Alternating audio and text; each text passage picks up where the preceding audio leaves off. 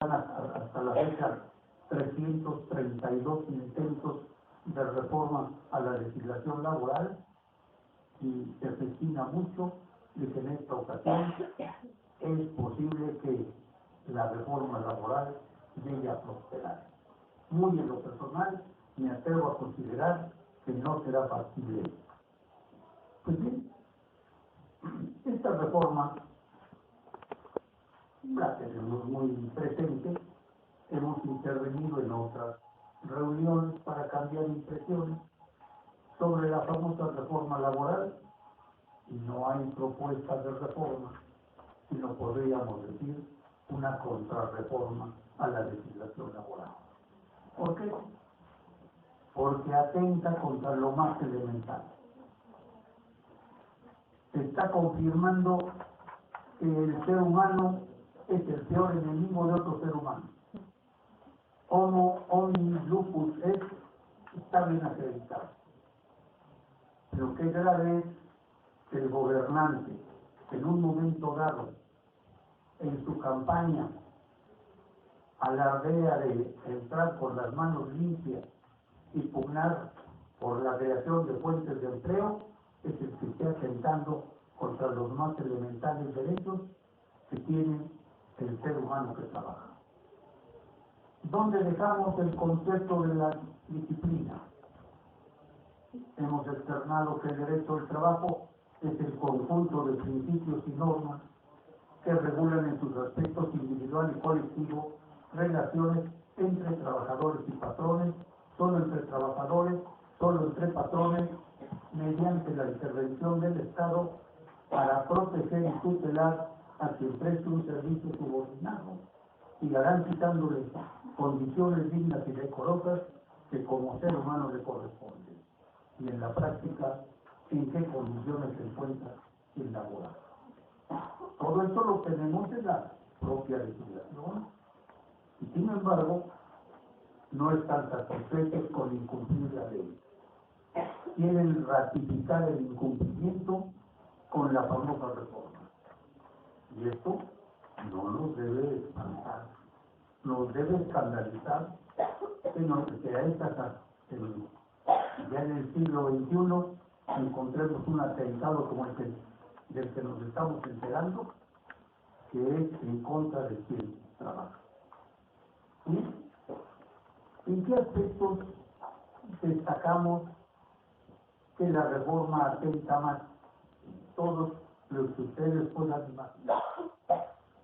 Los derechos individuales de los trabajadores quedan enormemente disminuidos. El derecho colectivo con sus tres instituciones básicas, la asociación profesional, la contratación colectiva y la huelga, prácticamente van a quedar sin efecto. Prácticamente van a quedar sin efecto, así como lo escucho. También encontramos que el trabajo se va a considerar como una mercancía, a pesar de los acuerdos tomados en la Organización Internacional del Trabajo, que se incluyen dentro de nuestra ley laboral. El trabajo no es una mercancía ni artículo de comercio. Sin embargo, ¿qué resulta con algo que ustedes ya empiezan a manejar? Las famosas agencias, los famosos intermediarios, los que reclutan trabajadores para enviarlos a que los exploten solamente. Pues esto es un atentado contra la dignidad humana. De esta manera no se pagan impuestos, pero tampoco se participa el trabajador en las utilidades. ¿Por qué? Porque las utilidades las recibe un tercero, no las recibe el intermediario. Pero por ahí tenemos perdido el artículo 12 de nuestra ley. ¿Qué nos señala el 12? Intermediario es la persona que contrata los servicios de otra u otras en beneficio de un patrón. ¿Y qué es lo que hace el intermediario? El testaferro, el prestanombre, las agencias, una intermediación. Ese artículo está vigente.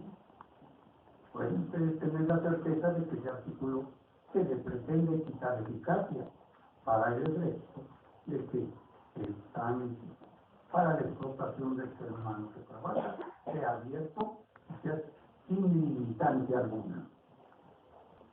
Se atenta también contra la estabilidad. Quieren que en un momento dado se le garantice al trabajador, al patrón, que puede despedir al trabajador y que tiene garantizada la impunidad.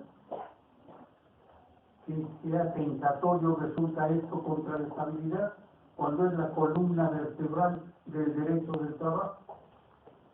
Ya nos enteramos tiempo atrás de la ley del primer empleo en Francia, que se pronunció en beneficio de los jóvenes que aspiraban a trabajar. Pero fue tal la reacción del pueblo francés que el mismo presidente pidió al ejecutivo, al legislativo que dejara sin efecto la ley. ¿Por qué? Se tuvo que retractar, hace un momento escuchar esta expresión, me movió ahorita, recular el propio presidente para el efecto de que no tuviera eficacia la norma que la ley que él mismo había promulgado. Debe quedarnos bien preciso el tener la seguridad de que las normas que se pronuncian y se ponen en vigor deben ser cumplidas y deben ser respetadas. Nosotros nos encontramos con el grave problema de que hay un incumplimiento constante y permanente, y sin embargo, se puede actuar frente a esa impunidad y no trasciende mayormente. ¿Qué se pretende, por ejemplo, la reforma laboral, cuando se pretende pagar por hora, cuando se pretende pagar por estrictamente lo laboral, restarle, quitarle al trabajador las prestaciones que tiene? Que voy a llegarles porque es posible que no lo manejen, no lo tengan a la mano, que el atractivo en el trabajo está en que el trabajador no solo tiene un ingreso semana a semana o quincena a quincena, sino tiene un ingreso complementario con las prestaciones. El artículo 84 de nuestra ley nos señala que el salario se integra con los pagos hechos en efectivo por cuotas diarias, gratificaciones, percepciones, habitación, primas con prestaciones en especie o cualquier otra cantidad que se entregue al trabajador por su trabajo. Si trabaja por hora, ¿cuántas horas suma un trabajador? Se le cubre y el patrón queda desvinculado de cualquier compromiso. Observan ustedes que en verdad hay un verdadero atentado contra aquel que tiene como única ventaja el tener su potencial de trabajo para poder subsistir. Me recuerdo de la idea de una autora francesa, Vivienne Forestier, que nos dice: hace tiempo nos incomodaba ser víctimas de explotación y en la actualidad nos debe preocupar más que ni siquiera como objeto de explotación nos quieran los patrones. Nada más y muchas gracias.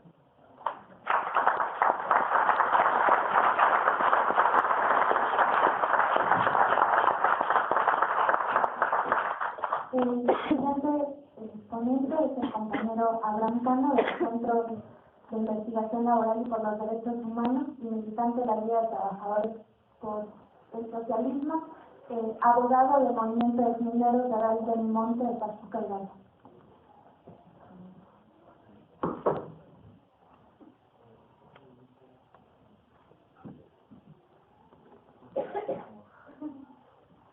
Bueno, buenas tardes. Antes que nada, pues yo me siento muy orgulloso, yo soy egresado de esta facultad. Para mí es muy grato compartir la mesa con mis propios profesores y con gente tan distinguida como el doctor doctor